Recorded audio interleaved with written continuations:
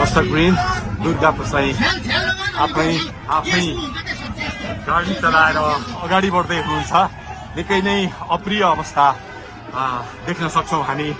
यहाँ प्रहरीले अश्रु ग्यास चलाएको छ।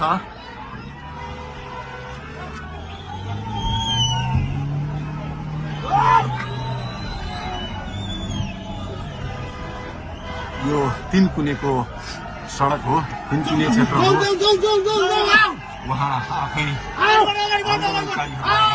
लागि आफै गाडी चलाउँदै अगाडि बढिराख्नु भएको छ। हामी दुर्गा प्रसादसँगै अगाडि बढिरहेका छौँ। यहाँ निकै ठुलो मात्रामा युवाहरूको उपस्थिति देख्न सकिन्छ।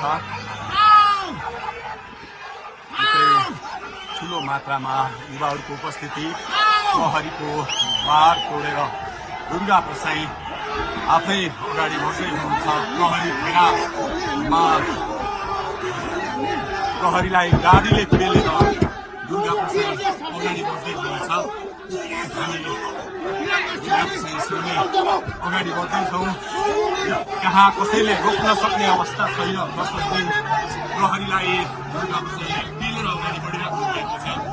प्रहरी गाडीको चाबी खोज्न लागिपरेको छ। दुर्गा प्रसाईले प्रहरीको एक लेयर तोडिसक्नु भएको छ र अब अगाडि सशस्त्र प्रहरीको टोली रहेको छ।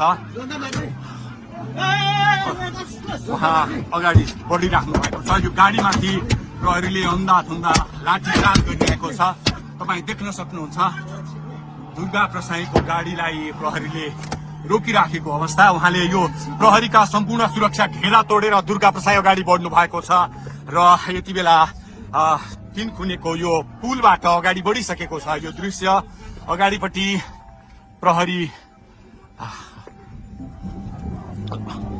प्रहरीका यी घेरा तोडेर दुर्गा प्रसाई अगाडि बढिराख्नु भएको छ। हामी दृश्य देख्न सक्छौँ।